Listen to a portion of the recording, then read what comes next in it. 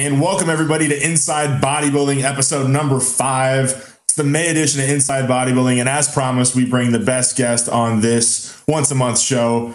And we did it again. We have IFBB Pro and personal trainer to many, many celebrities in Hollywood.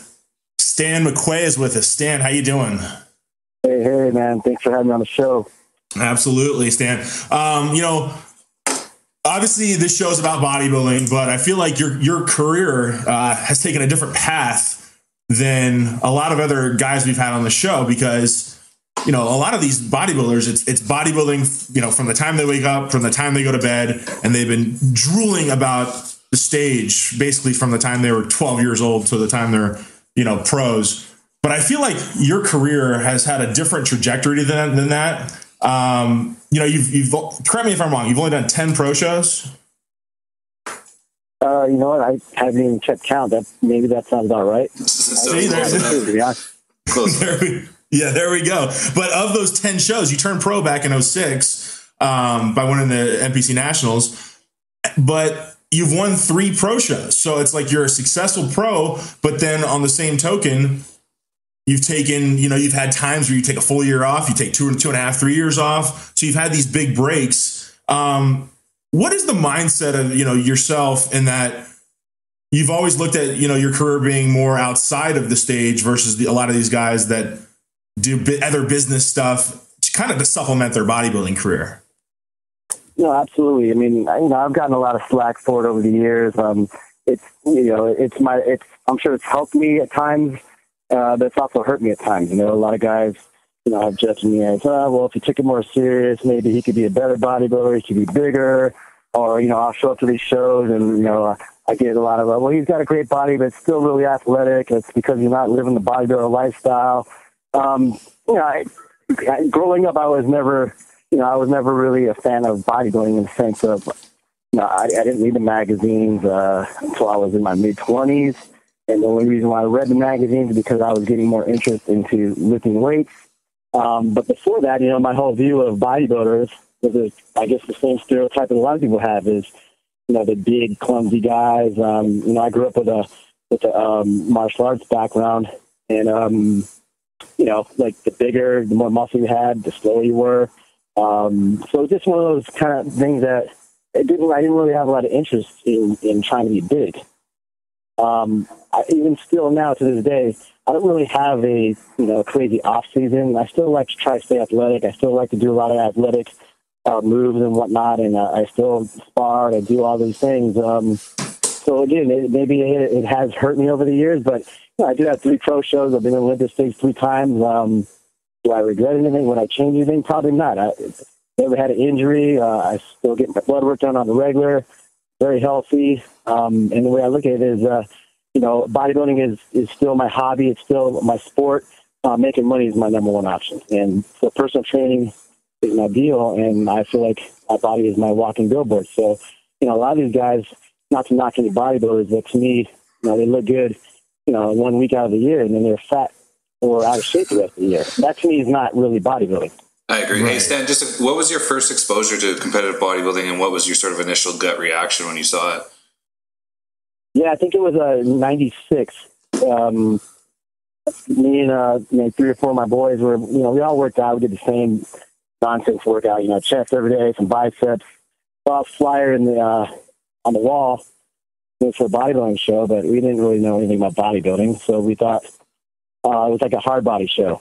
Like you go to the club here, and they call the guys up out of the audience, take your shirt off, and whoever had the best physique, best abs, wins, whatever it is, the prizes. So it was more of a bragging rights between me and my boys. We were going to do it. So I kind of cheated, came over to Powerhouse. I wanted to beat these guys. I was smaller. I hired a personal trainer over at Powerhouse. Show him the flyer. He goes, this is a bodybuilding show. Has there been one before? I said, no. But there's going to be one this week in Culver City. You should come check it out.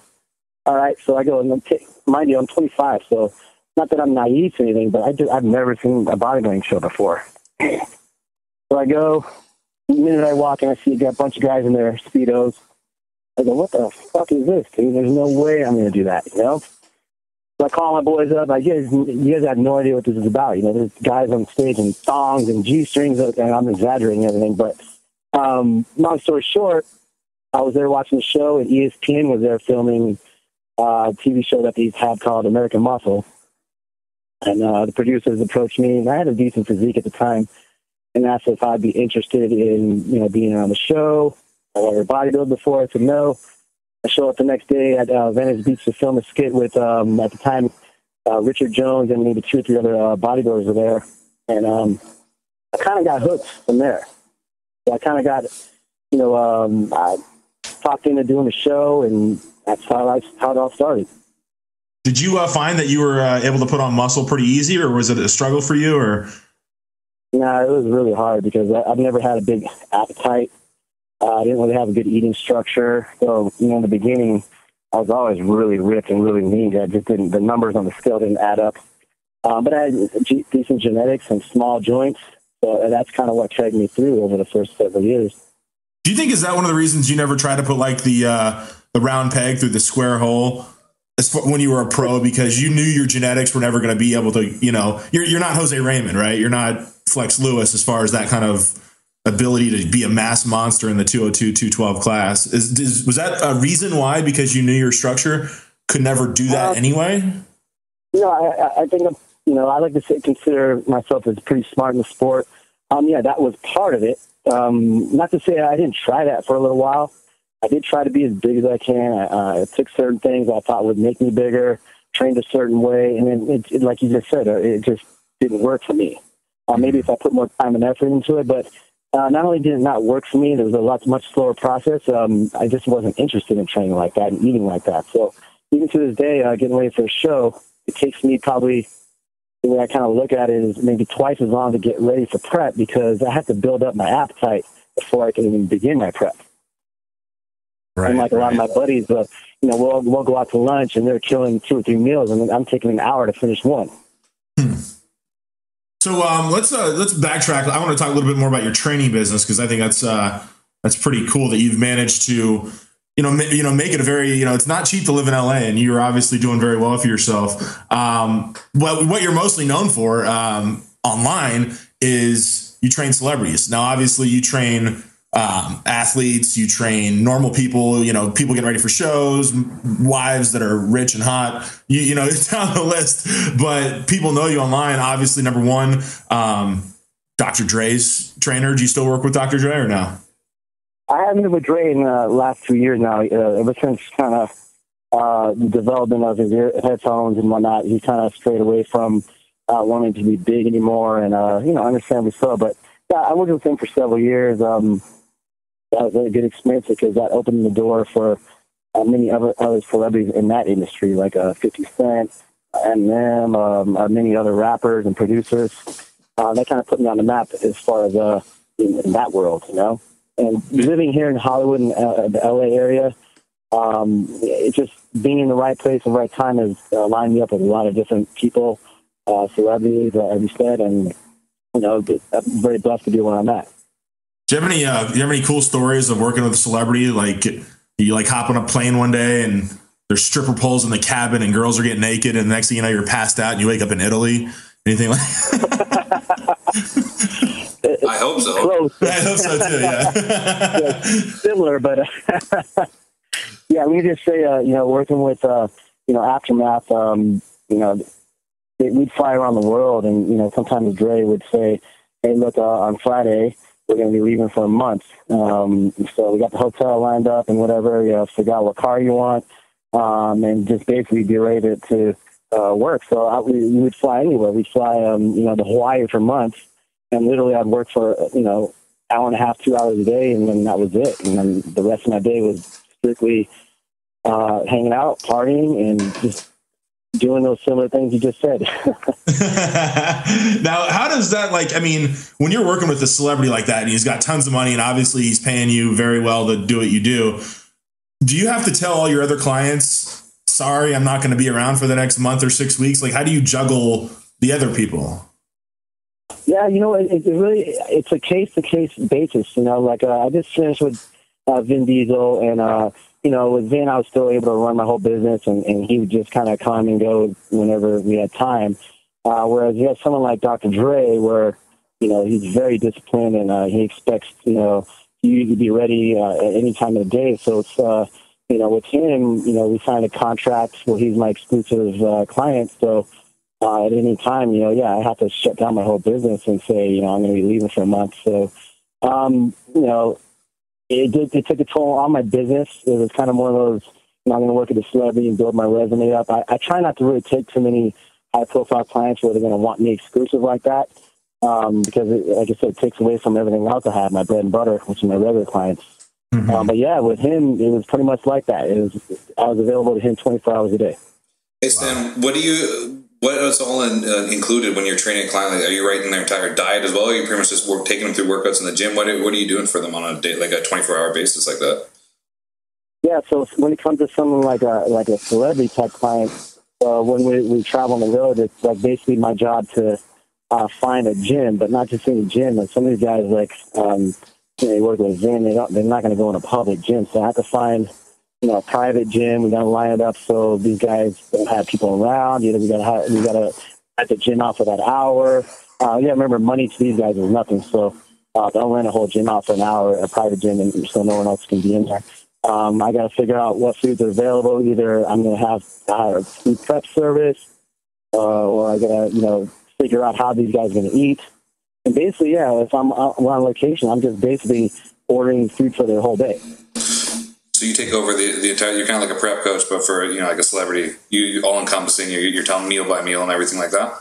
Oh, absolutely, yes. Awesome, man. Cool. How many clients do you take on at any one given time? Right now, I average, I try to stay, about 8 to 10 hours a day in the gym. And does that include, do you do anything at home? Like when you get home, do you have online clients like a lot of these guys do? No, that doesn't include. Yeah, that doesn't include that as well. I try to put in 8 to 10. I get home and I've got 3 kids, so while I'm home, I'm trying to work clients on my computer in between watching my boys. So I put in maybe an additional 2 to 3 hours at home. What's a normal day for you? What time are you up in the morning? Like, kind of walk us through a day. Like, you're up at 5 or 6 a.m., I imagine, and just kind of give us that whole rundown. Yeah, I work about 6:30. I try to get all my meals ready for the day. I try to have everything prepped. I'll get in the gym about 8. I'll train right away with 2 of my clients to get that out of the way, and then I put in about, like I said, 8 hours. I'll go home, watch the boys for a little bit, and then I'll hop on the computer and try to knock out as many of my online clients and competitors as I can.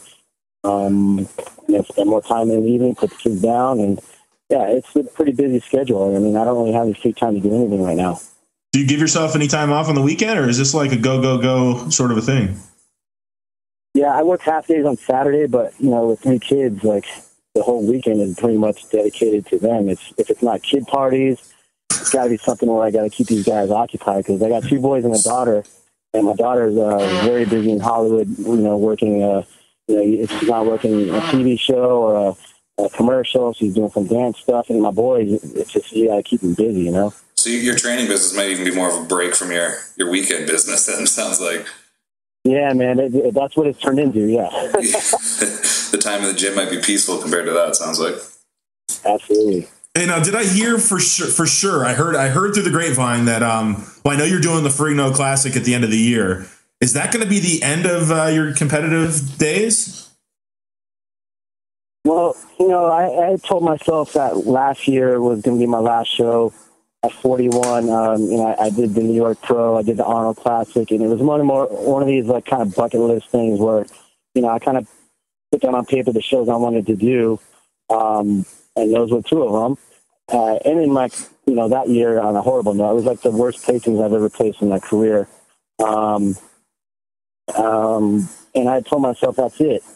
But I really wanted to do a show in California. There was no California pro shows last several years. There was Ironman, which ended, and they did the Flex Pro, which only lasted 2 years.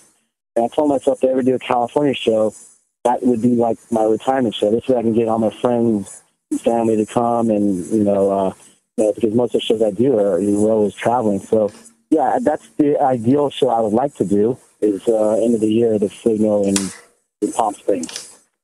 Gotcha. And what are you weighing right now? What would you? I mean, you competed mostly in the 190-ish range. What's your weight right now? Yeah, I competed anywhere from 196 to 200. I walk around the same. That's what I weigh right now. I wake up in the morning, I weighed 198 this morning. Okay. So you're definitely to follow the approach, since you like sort of stay lean, but you also say eating and stuff like that's a bit of a struggle for you. I imagine you kind of almost your off season, you're probably a little even smaller, then you kind of grow into the show that more approach. Yeah, that's what I was talking about earlier. Was like, let's say I'm going to start my prep now at 198, 200 pounds. I will have to really start building my appetite up, so building up these bigger meals, and I'll get ready for show. As we get close to the show, I'm eating 10, sometimes 12 ounce portions of protein, and same with the carbs. Yeah, for sure. Hey, let's scale back and go back to because one thing I'm fascinated about is you were kind of a somebody in the industry before you were a somebody in the industry, and you were on magazine covers, going back to the early 2000s before you even turned pro. How did you land all those gigs without ever having really the accolades to go with it? It's funny, man. I had my first sponsor, which was ProLab, Natural ProLab at 1997. They signed me right away as an amateur. I'd only done maybe 3 shows, 3 amateur shows, and it wasn't even NPC. It was doing Muscle Mania at the time. So right off the bat, I had that was my first major contract. I think I was making like $5,000 a month with ProLab. I had a couple of smaller contracts. And living where I live, it's being, like I said, being in the right place in the right time. I live in Los Angeles. Right up the street was Weeder Publications. So at my gym, all the executives worked out there.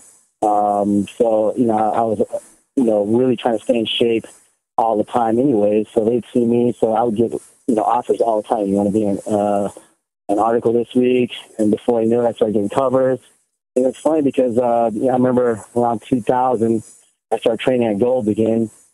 And a lot of guys in there, like Cormier, Flex, they thought I was pro already because they had seen me in so many magazines. And I remember telling them, I'm about to do my 3rd NPC show. And I'm like, what? You're not pro? That's funny. Yeah, it's kind of funny. So a lot of the guys thought I was pro well before I was. Yeah, you definitely, your face has been around there for a long time. I remember seeing you in the magazines in the beginning, not knowing really what was going on with your competitive career, but you're just one of those guys that was kind of plastered all over the place. Let's talk about that movie you were I was just about to say the Discovery Channel. I was going to say, you go for it, Taylor. That's yours. Yeah, how did the documentary, the Bodybuilders, I believe it was called, on the Discovery Channel, how did that come to be, and how did you get approached for that? Yeah, this production company was going around, and I know they're at Gold, and they were looking for some top IFBB guys, and they kind of wanted to make it a broad spectrum of natural versus steroid competitors. And at the time, I'd say I was probably the poster child for Muscle Mania, so I kind of got picked to be a part of that, and they followed me for my prep for that. So again, right place, right time. That thing right there really probably put my name on the map as far as bodybuilding goes, because I still get people hitting me up all the time. So I just saw a documentary with you. When was that? That was almost 15 years ago already.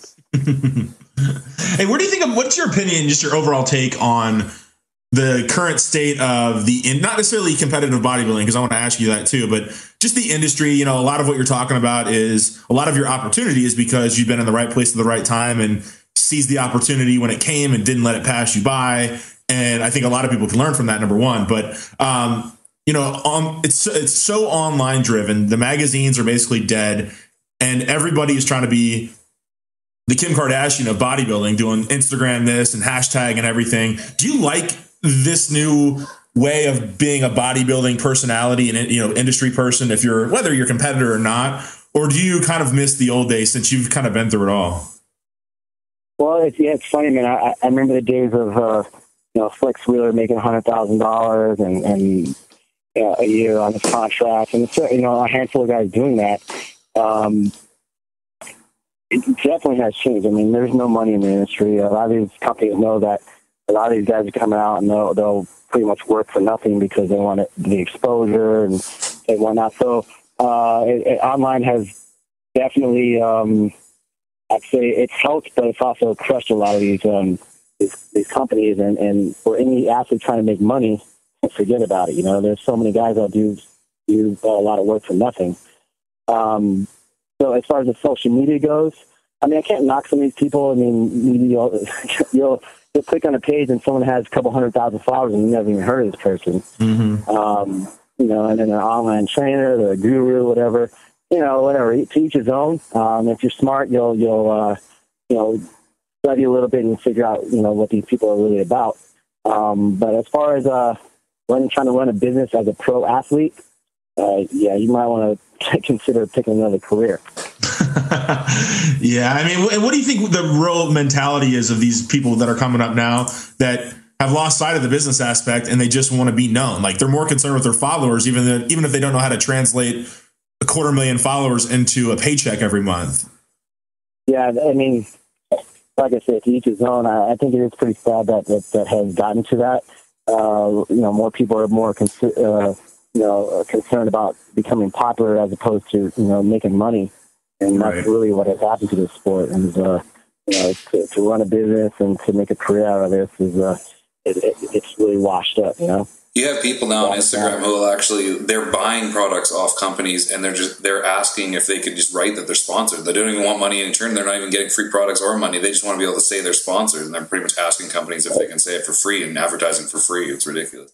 Oh, absolutely. You can click on, you know, some of these guys and they'll have 10, 15 sponsors. Well, I don't know what you call them sponsors, but they call them now ambassadors or whatever you want to call them. It means that they pay for their products and they want to look cool. Yeah, absolutely. And it's just sad, you know, that things like that happen. But at the same time, you know, if you're a business owner and you're one of these companies, you know, it's a great thing for them. The problem is, you know, you had guys like Flex Wheeler. You guys had like Lee Priest, who were making a shitload of money but weren't really giving much in return. You know, so a lot of these companies are a little jaded in paying these guys out because it's like, you're paying these guys a lot of money and they're not really doing much for you. You know, and also today's consumers are a lot smarter than they were back then. You know, most of these guys know that, you know, guys like these pro bodybuilders really aren't using these products. And these products aren't the products that got these guys big.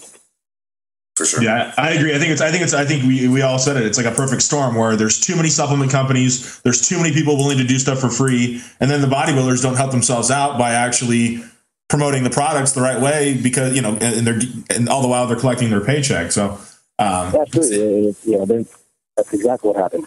It's a sad state, but I mean, it's I guess it just is what it is. I meant to ask you, going back to when we were talking about some of your clients that you work with, in particular, like the famous ones. Because I know this happens because I've been a trainer before. Probably 90% of the people that have trained people, you know, in a gym have heard this question. They all at some point want to know, what can I take to look like you? How many of these celebrities come to, you know, eventually say that to you? Like, come on, Stan, I'm not trying to do all this bullshit. Let's just get down to the real deal. Meals. Yeah, you know, vegetables. What is that? They just want to take something and get it over with. Are they like normal people in that aspect or not? I'd say 1 out of 10 wants to do it legit. Wants to put the work in. Like, again, I'll use Dr. Dre. I'll use Dr. Dre as an example. You know, he says he wanted to be big. He put the work in. Now, when we're talking about, you know, supplementation, you know, he calls me in, we do these interviews, and you got to be real with someone like this guy. You got to say, look, man, if you want to look like this guy, this is what it's going to take. Now, to cover my ass, as far as the liability standpoint, you know, I find the right doctors. I say, look, you know, you got to sit down with this doctor, get your blood work done. I can recommend that this is what a lot of the guys take. Speak with the doctor. So that's kind of one of those things. You know, it's a real touchy subject. Right. You know, you got to cover your ass out here. You know, these guys. You don't want to end up hurting someone that of that caliber. You know. Yeah. And then you have guys like what's the guy that was Wolverine? What's his name? Hugh Jackman. Hugh Jackman. Hugh Jackman. You know, God bless his ass. I didn't work with him, but he's one of those guys. When it comes time to get into character, he'll do whatever he's got to do. You know, right? And so they want the fast results. And again, he gets into character and he really gets into it. When it comes to, he played another role where he had to be sucked up and skinny and emaciated. He plays the role, you know. So they do what they got to do. Yeah, I had a couple big name celebrities. And look, they got to get ready for the role. They say, I don't care what I got to take, give it to me. I think that's what a lot of people speculate on a lot of bodybuilding forums, but the general public doesn't quite get. They all assume that they have, just it's because they have these high level trainers that that they don't need to take certain shit. But when you're getting in, you have 8 weeks to transform your body, and these guys will do whatever they got to do. There's millions of dollars in the line. Well, absolutely. Right? I mean, this is big bucks. I mean, it's just like the athletes. These guys are making $10-20 million contracts. You're going to do what you got to do. Yeah. And I respect that.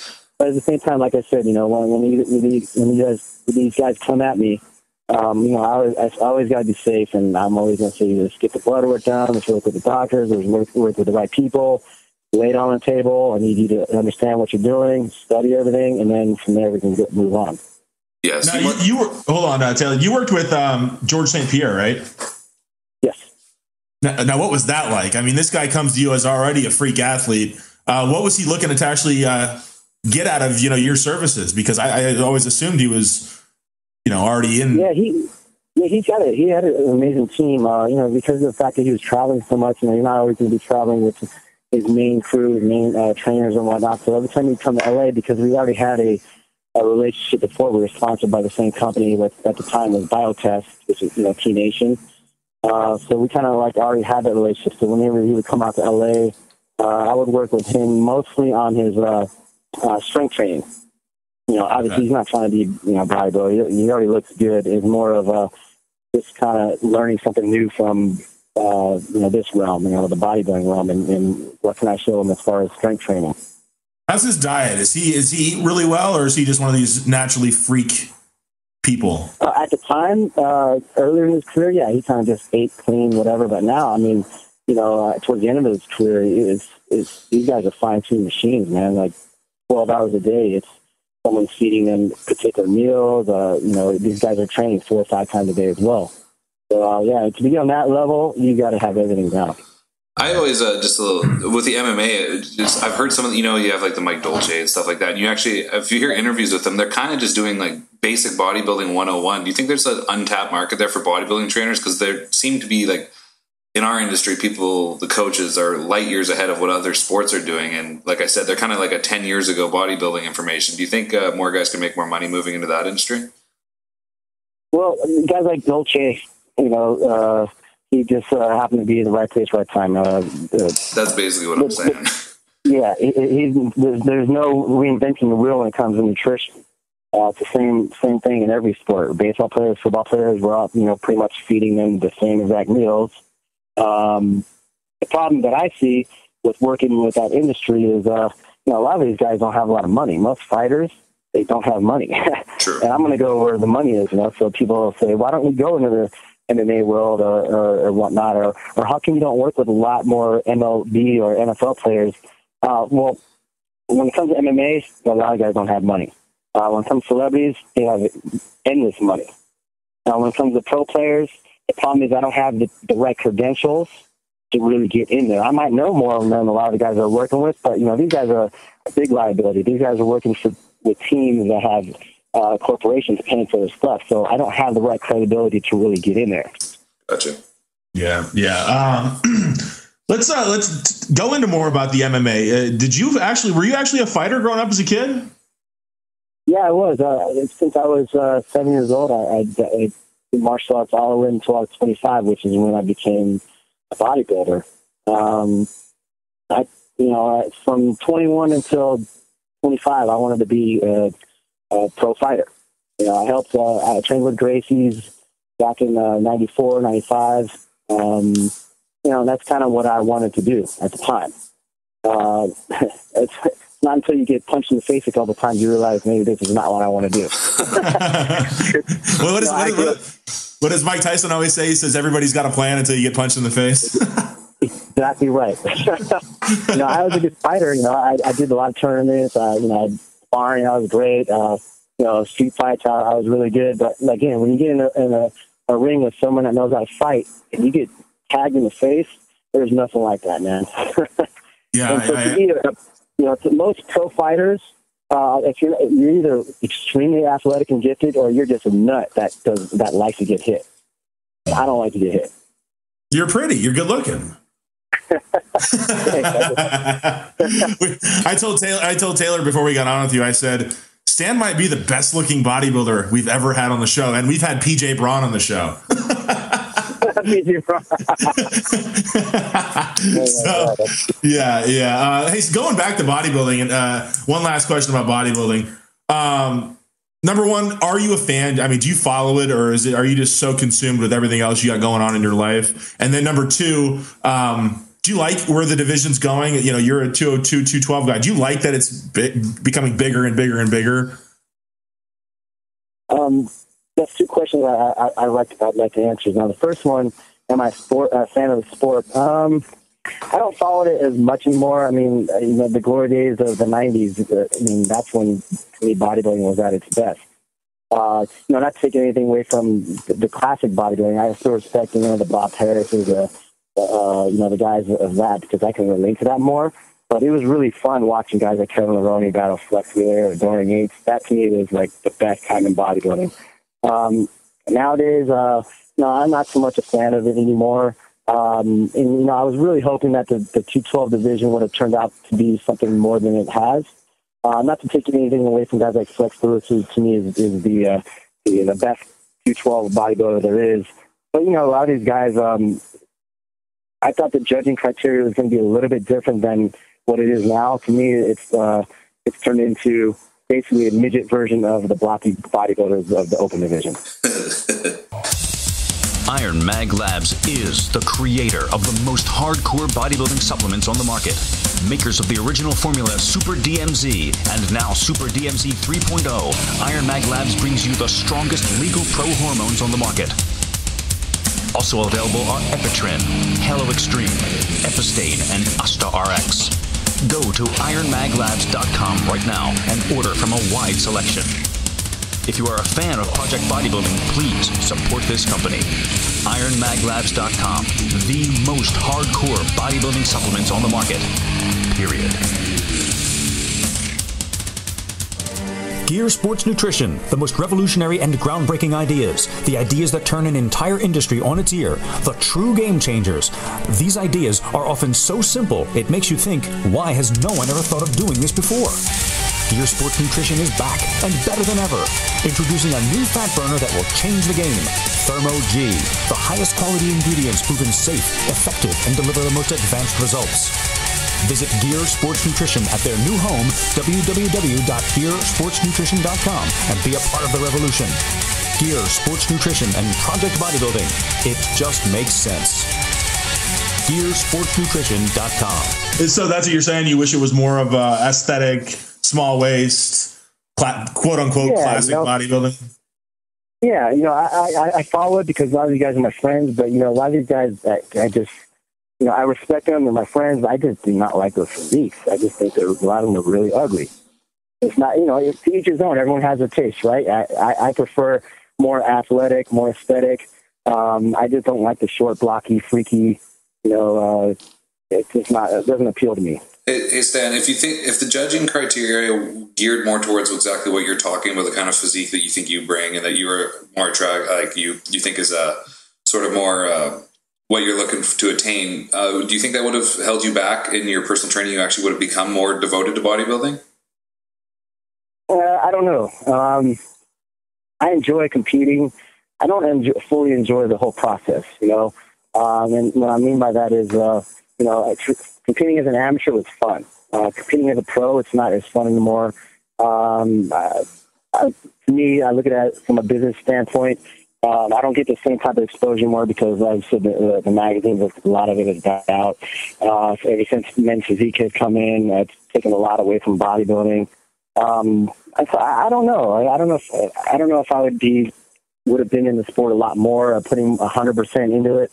I couldn't answer that. But would I change anything? I wouldn't change anything. For sure. Now you've got your show for the year.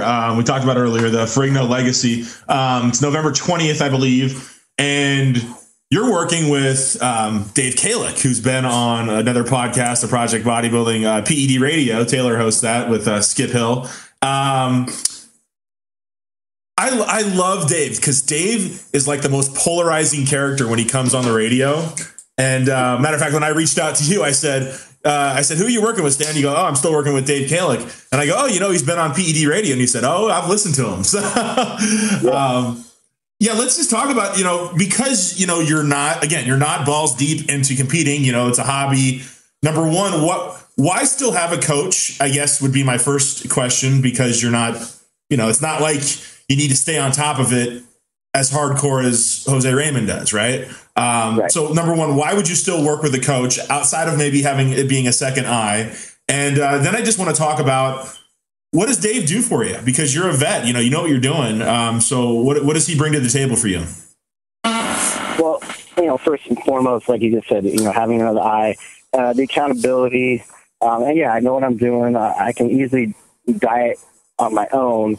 It's just because of the fact I don't have solid off seasons, or I don't really let myself get big. I allow Dave to come in and give his suggestions. Because the sport has evolved so much, even over the last, let's say, 5 years, when it comes to performance enhancing and whatnot. I don't really study everything that's out there. By today's standard, you have things like testosterone and anadrol. Those are like the basics compared to what guys are using today. Peptides and stuff like that. Yeah, so when it comes to someone like Dave, who's extremely knowledgeable on a lot of the things that are out there, I like pick his brain. We'll work on things together. He'll make suggestions. I will study it. So it's like I use him as my advisor. Do you with that in mind then? Does he devise the plan, or is that something that you'll do and then have him look over it? Yeah, and actually, it'll be the opposite. So I'll say, look, man, I want you to put together a plan for me. Let me look it over, and I'll tell you exactly that this is not going to work in the middle of the day. This will work at the end of the day. When it comes to gear, these things I do like. They worked for me before because I take a lot of notes. And these things maybe I'd like to try this year. So yeah, we will work together on these things. What's your general, very general approach towards your off season and your prep? Like as far as your gear use, is it very mild throughout since you're not doing a lot of bulking up in the off season, and then you turn on the gas as prep gets going, or what's your approach? Yeah, that's probably, again, one of the reasons why I probably haven't advanced as much as I probably could have is because, in general, let's say out of the year, I would probably hit one longer cycle as we get ready for a show and maybe a moderate off season, and that's it. I try to stay off gear more than I'm on gear. And a lot of that is just a mental thing. I just don't really feel at this point in my life, I'm going to be 42 this year. But even when I was 30, I just wasn't really big on trying to stay on gear all year round. It's just not really, it was a mental thing. I really value my health more than anything, even though a lot of these things may be safe and I get my blood work done. Who knows what's going to happen when I'm 50 and when I'm 60. I value that more than, what's going to happen for today. Right. Does that include, when you say you like to stay off, does that include an HRT dose or just completely off everything? I've done, nowadays, yeah. I mean, we will do an HRT dose, but before I would do off season, I would get off for months at a time. And if we pick a show, I'll get on. And like I said, a long cycle for me would have been 24 weeks. That would have been like a long cycle for me. What was some of your go-tos 10 years ago versus some of your go-tos now? Yeah, very basic stuff back in the day, man. It would be like test, Winstrol, Anabar. Okay. Very, very basic stuff. Nowadays, a whole plethora at lower dosages. Okay. What's your take on growth hormone? Do you think it's worthwhile for somebody like yourself, or is it strictly for somebody really looking to put on the size? You know what? I have to say that my first experience with HGH was, when a neighbor of mine who was, I don't know what the right term you call it. He was a little person. He had So wait a minute. Who's Jose Raymond? He was Jose Raymond. Yeah, you already said the 212 was a midget freak show, so I think we're okay to say the. Yeah, all right. I don't need to. Who cares about PR, right? He was a midget, and I remember this kid had in his fridge had boxes of this stuff called Nutropin. And I remember the time they were talking about Ronnie Coleman. That's what he was using, nutrients. So I ran home, I looked it up online, and sure enough, the exact same stuff. So I remember talking to the kid, and he says, "Oh, this stuff, I hate this stuff. It makes my joints hurt." This kid was like 4 feet something, and he had like a 12-inch foot. He was like the craziest shit I've ever seen, man. Big ass feet, little guy, right? So he was more like the Oompa Loompas from Willy Wonka. He wasn't like an Oompa Loompa midget. He was just very short and just undersized. Except for his feet. Yeah, right. Right. Okay, so at what point did you rob him? Yeah. So I remember I go, "Hey, man, would you want to," he wasn't using it. They were built up. I mean, he had like 10, 15 boxes of it. And I remember he says, "I don't want it. If you want it, I'll trade you." And I said, "Well, what would you want to trade?" And he goes, "I just want some weed." I said, "You just want weed?" So literally, I would trade this guy like a dime bag for every box. And I think every box was like 36. I think a bottle was like 36 IUs or something like that. So I took all of them. I had like 15, 20 boxes of those things. And I would give him, I must have gave him like an eighth, maybe total of weed. And I remember taking that stuff. And in my opinion, I had thought that it brought up some weak body parts. I used it in my off season. We put together a plan, and I thought that stuff was amazing. Over the years, I've used it for getting ready for shows. I haven't used it. Am I a big fan of it? I don't know, man. I'm not really completely sold on it. We hear a lot of different opinions on it. Some guys swear by it, say it's a must, an absolute staple in a prep or an off season. And then some guys say they don't really have a good feeling one way or another. I mean, it could be. Have you always used good quality stuff, or have you gone the underground lab route? There has been times where, I have gone the underground lab route with everything. But I'd say the last, there's definitely been a big difference when I look at pictures and I've used like all pharmaceutical grade stuff. I think it's been a big difference. Yeah, that's what I think everybody generally says. It's I think that's the take home. If you can find pharmacy quality, use it. If you can't, well, you're probably going to look like you don't.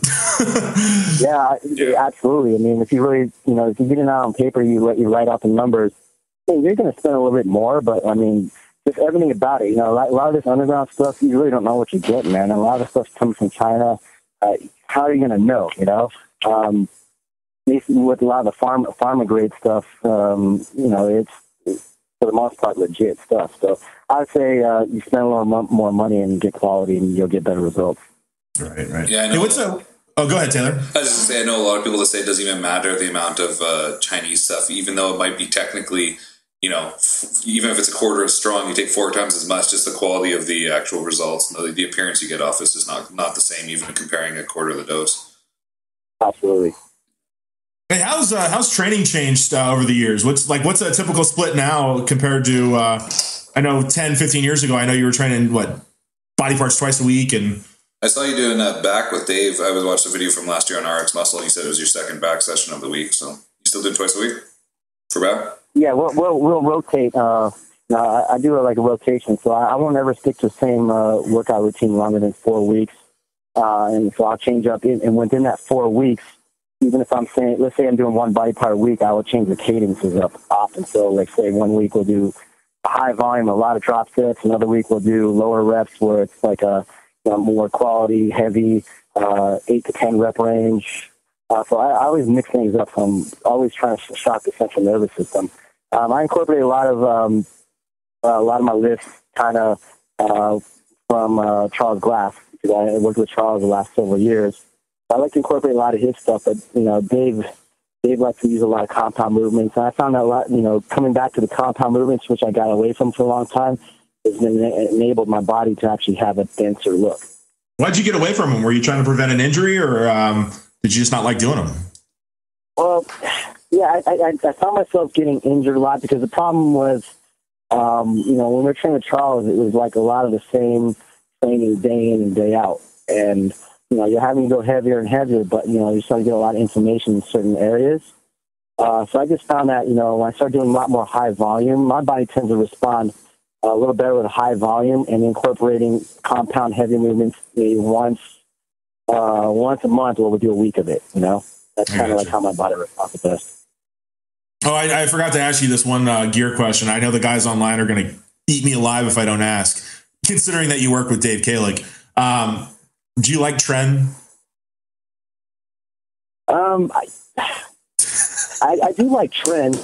I had, like, say, last year or the year before, I kind of had a couple bad experiences with it, and only in the sense of, you know, you're not taking an injection, you're hitting a bad spot, and, like, literally feels like someone just hit a sledgehammer over you. Like, the old lungs. It was like the most painful thing I've ever experienced in my life, where you shoot it, and within like 1 minute, I'm like on the ground, like about to die. Jesus. Coughing your brains out, right, or what? It's coughing, just like I can't explain the feeling. And then you'll do another shot, and it just burns like fucking acid. It was like the worst thing ever. So, yeah, man, like this gets to a point where like I've never been so scared to take another shot. Like, God, I gotta do it, but it's like shit. That last 2 rounds almost killed me. But of course, being a bodybuilder, we end up doing it again, right? Oh yeah, it's like childbirth. It's like if childbirth is the most painful thing for the woman, why do they keep having more kids, right? Oh, absolutely. All right, let's. I've got 10 questions to wrap up every interview, and I warned you about these ahead of time, but these are kind of off the beaten path, if you will. So, Taylor, cue the music. Cued. He cued the music.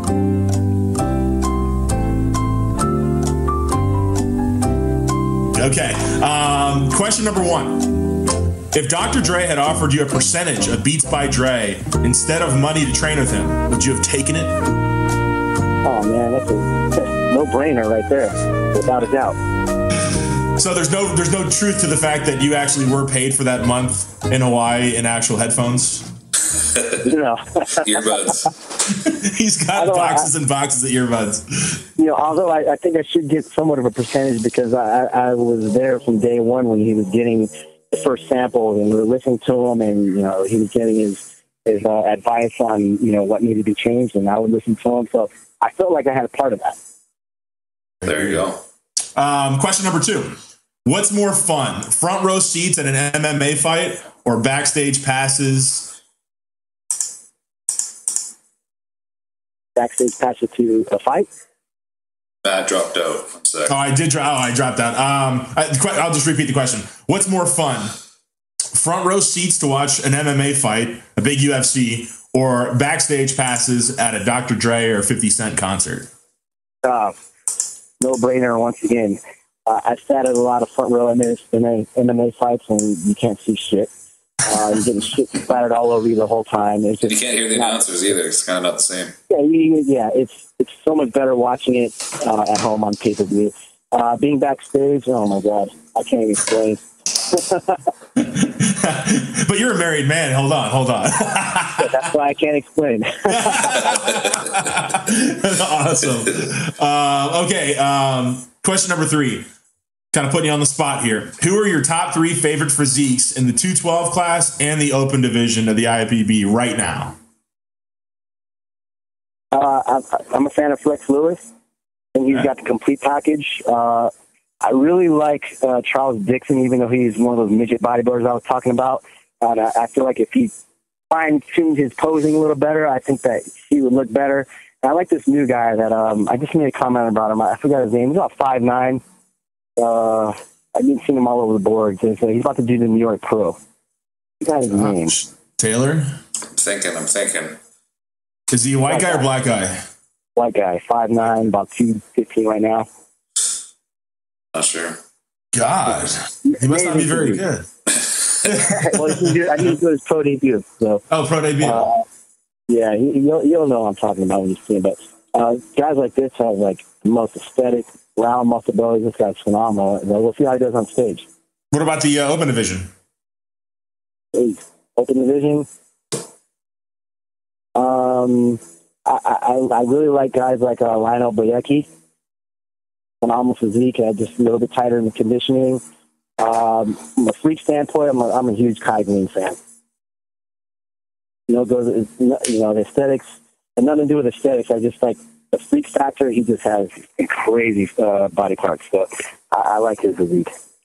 You got one more to go. Current bodybuilder or any? Gotta be current. Gotta be current. Gotta be current. Oh man. You're like opening up an Old Flex magazine right now. I can tell. Yeah. Yeah, I still want to say Chris Cormier, man, but right. Yeah, I don't know. I don't really have. I'm like not a huge fan right now. It's just, no, that's cool. That's cool. You threw me for a loop with Lionel Baiki. I'm surprised you knew who Lionel was. Oh yeah, I mean, I still follow it. I just, I'm not really like diehard. I don't know all the statistics on these guys anymore. Lionel looks like a Mr. Olympia from the front. Then he turns around and he's an NPC guy. Yeah, that's the thing. When you look at the pictures of these guys, everyone looks great. Like a month out, 3 weeks out, 2 weeks out. You just look at these pictures, you go, God, this guy's phenomenal. Yep. That's why I look at him. We'll go to question number 4. Better place to vacation, Japan or Ireland? Oh man, Japan is that's like another world. I've been there by myself, and it was like scary because I don't speak the language, and you're just lost. But it's a awesome country. I've never been to Ireland, so I'd say Ireland. I want to go to Ireland. All right, and you are Japanese and Irish mixed, right? Yes, right. Yes. There's a method to these questions. Yeah.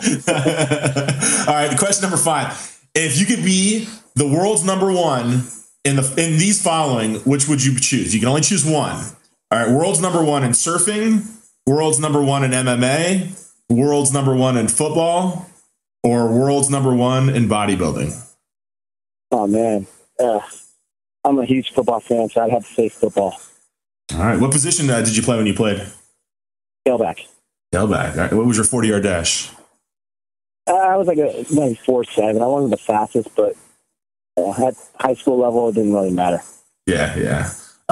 Very cool. Number 6. Who built the pyramids? Who built the pyramids? The Egyptians. Yeah. All right. Slow down. All right. Question number. There's could have been a part B to that one, but I won't get to it. Question number 7. Would you rather have a lifetime supply of vitamin water or a lifetime supply of Beats by Dre? What's the second part? A lifetime supply of vitamin water or a lifetime supply of Beats by Dre? Oh, man. Probably vitamin water. Well, and there's a drought in California right now, so I understand. Yeah, there we go. There's a drought here, and I don't ever get to wear headphones because I'm always working with clients. Exactly. All right, question number 8. We got three situations here. Question number 8. Who wins in a fight? Bruce Lee versus Jet Li? Bruce Lee. Chuck Norris versus Billy Blanks? Chuck Norris, without a doubt. And George St. Pierre versus John Jones in a catch weight fight? Oh, man. I got to go with my boy, George St. Pierre. There we go. That'd be a great fight, wouldn't it? Absolutely. All right, question number 9. If there's one thing you don't like about professional bodybuilding and competing more specifically, what would it be? What's like the least favorite thing? The least favorite thing, I think the judging criteria, the politics behind it. Even though I have to say that politics has probably helped me at times, but I think maybe keeping the judges educated as to what the standards should be. I just think that they need to change how the judging criteria has been. Right. I think a lot of people are echoing that one. Yeah. All right, question number 10, last question. You may be, like we talked about earlier, you may be headed into retirement after this season in bodybuilding, but is there a chance we're going to see you on a men's physique stage in the future? Oh, you know what? Absolutely not. I know you train a lot of men's physique guys, and you probably have a few board shorts at home, so I had to ask. I mean, I do. I mean, I live in California, so I just not my cup of tea, man. I totally get it. Hey, do you have any plugs or anybody you want to, how people can reach you, or any sponsors that you want to thank, or we'll let you out of here? Yeah. You can check out my site if you guys need help with prep or just you want to be in the best shape of your life. I'm at physiqueinc.net. Cool. Very cool. All right. Well, Stan, we appreciate you coming on Inside Bodybuilding, and anytime you ever need us for anything, let us know, please. Hey, man, thanks for having me. This was a fun interview. Thank you. Thanks, man.